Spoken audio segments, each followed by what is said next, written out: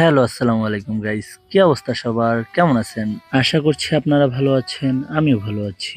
আপনাদের মাঝে আরেকটি নিউ ব্লগ নিয়ে আবারও আসলাম। আশা করছি টাইটেল এবং থাম্বনেল দেখে বুঝে গেছেন কি ভিডিও নিয়ে আসছি আপনাদের মাঝে। আজকে আমরা দেখতে যাচ্ছি কোয়ার্টার ফাইনাল হাই ভোল্টেজ একটি ম্যাচ, ভোলা সদর ভার্সেস নলগড়া একাদশ। চলুন শুরু করা যাক। বাসা থেকে বের হয়ে রওনা দিলাম মাঠের উদ্দেশ্যে। কিছুক্ষণ হাঁটি হাঁটি পা পা করে সামনের দিকে আগালাম। অলরেডি গাড়ি আমাদের জন্য দাঁড়িয়ে আছে, এখন গাড়িতে চড়বো। তো গাড়িতে চললাম, সুন্দর প্রাকৃতিক দৃশ্য দেখে সামনের দিকে আগালাম। বেশি দূর না, কিছুক্ষণ যাওয়ার পথে খেলাটি অনুষ্ঠিত হচ্ছে আমাদের বাড়ির কাছেই হাওলাদার হাট স্কুল মাঠ। তো প্রায় 5 মিনিট জার্নির পর হাওলাদার হাট বাজার পৌঁছে গেলাম আমরা। তো ভিডিওর সাথে আপনারা থাকুন, দেখুন কি হচ্ছে, শেষ পর্যন্ত কি ঘটছে।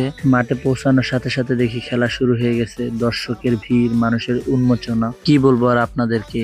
ফুটবল প্রেমী এত মানুষ কিভাবে হয়? আমাদের গ্রামের মানুষ যে এত ফুটবল প্রেমী কখনো ভাবিনি। ওরা যে ফুটবলকে এত ভালোবাসে, আর এত রোদের ভিতরে ফুটবল খেলা দেখার জন্য সবাই উপস্থিত হলো। সব শেষে আপনাদেরকে পরিচয় করিয়ে দেই, দোনো দলের জার্সি এক, কিন্তু খুলনা টাইটেন্স এর জার্সির মতো যে জার্সিটা দেখছেন সেটা হচ্ছে ভোলা সদর। আর এক কালার জার্সি গুলা ব্লু কালারের মতো দেখা যাচ্ছে, ওইটা হচ্ছে নলগড়া একাদশ। আর আজকের খেলাটা হচ্ছে বাছা মরার লড়াই, কোয়ার্টার ফাইনাল ম্যাচ। যে হারবে সে চলে যাবে পেভিলিয়নে। তো দুইটা দলই চাবে নিজেদের শক্তি প্রমাণ দিতে, আর জিতার জন্য দুইটা দলই চেষ্টা করবে। কিন্তু মাঠের খেলায় সবাই তো জিততে পারে না, যে কোনো একটা দলকে হারতেই হবে, আর একটা দল জিতবে। কিন্তু কারা জিতে, কিভাবে জিতে, দেখা যাক। আর দুইটা দলই আছে দেশের বিভিন্ন ফরেনার প্লেয়ার। পরিচয় করে দিই, 10 নম্বর জার্সি পরা ভোলা সদরের দলের বেস্ট একটা প্লেয়ার। ওর পায়ে শুট আর ইসরায়েল ইউক্রেনের যুদ্ধের বোমার মতো। আর কি বলবো, খেলা দেখতে রোদের ভিতরে মাঠার কানায় কানায় দর্শকের উন্মোচনা আর খেলা দেখার মজা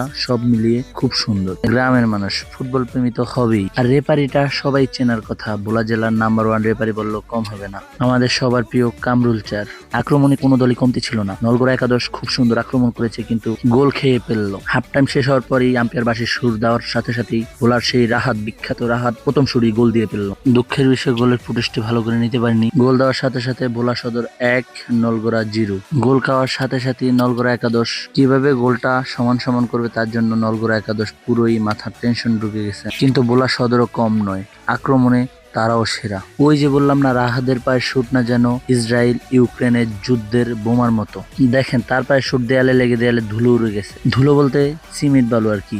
আর নলগড়া একাদশও কোনো দিক দিয়ে কম নয়, তারাও আহামরি আক্রমণ করে যাচ্ছে, কিন্তু হাতে সময় অনেক কম। যা করার অতি শীঘ্রই করতে হবে, কারণ হাফ টাইম খেলা শেষে কিন্তু অনেক সুযোগ পেয়েছে, কাজে লাগাতে পারেনি। আর এই প্লেয়ারটা তো মনে করছে বার পোস্ট স্কুলের গেট। কি বলবো, আক্রমণতে কোনো দলই কমতি ছিল না, কিন্তু ভাগ্য খারাপ, নলগড়া একাদশ একটি গোল হজম করে ফেলেছে। হকি বারের খেলা, একটি গোল শুধানো অনেক কষ্টকর। তারপরে নলগড়ার চেষ্টা চালিয়ে যাচ্ছে। খেলার সাথে সাথে প্রাকৃতিক সৌন্দর্য দেখুন, খেলার মাঝখানে কি সুন্দর রকেট উড়ে যাচ্ছে। কি বলবো, হার জিত সবারই থাকে, কিন্তু নলগড়া একাদশ অনেক চেষ্টা করেছে, কিন্তু ভোলা সদরেও কোনো দিক দিয়ে কম নয়। তো রিপারের বাঁশির সুরের সাথে সাথে খেলাটি সমাপ্ত হলো, ভোলা সদর 1-0 গোলে জিতে গেল। তো আজকে এই পর্যন্তই, আবারও দেখা হবে নতুন কোনো ব্লগে, নতুন কোনো ভিডিওতে।